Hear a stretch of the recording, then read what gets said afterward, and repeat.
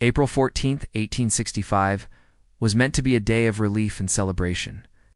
Just days earlier, Confederate General Robert E. Lee had surrendered at Appomattox Courthouse, effectively ending the American Civil War. After 4 years of bloodshed, the nation finally saw peace within reach. President Abraham Lincoln, worn down by war but hopeful for the future, believed the worst was over. It was wrong. That Friday morning, Lincoln awoke in a lighter mood than he had shown in years. He spoke with optimism about rebuilding the nation and healing the deep wounds left by the war. His vision of Reconstruction was merciful. He wanted reconciliation, not revenge, with malice toward none. With charity for all, he had said only weeks earlier. Those words would soon take on tragic weight.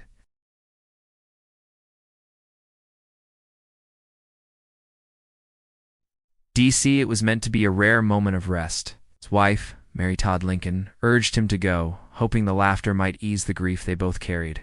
General Ulysses S. Grant was invited, but declined, leaving the presidential box occupied only by the Lincolns and 2 guests. Unbeknownst to them, a deadly plan was already in motion. John Wilkes Booth, a famous actor and passionate Confederate sympathizer, believed Lincoln was a tyrant who had destroyed the South. Enraged by the Confederacy's defeat and Lincoln's support for black suffrage, Booth convinced himself that killing the president would avenge the South and revive its cause. He was not acting alone. Booth was part of a conspiracy that also targeted Vice President Andrew Johnson and Secretary of State William Seward. The plan was to decapitate the Union government in a single night.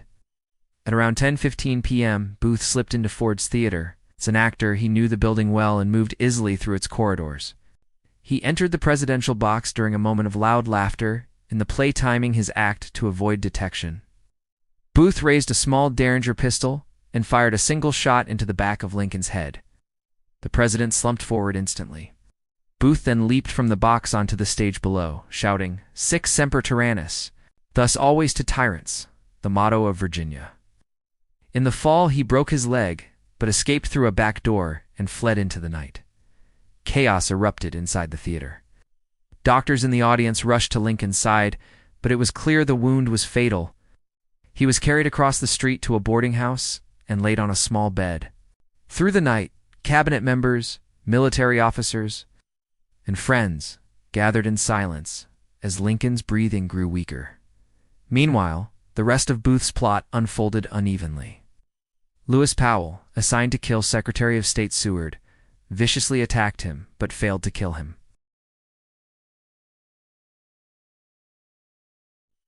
Only Booth had succeeded.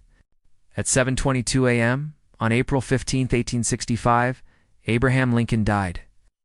Secretary of War Edwin Stanton stood by the bed and spoke the words that would echo through history.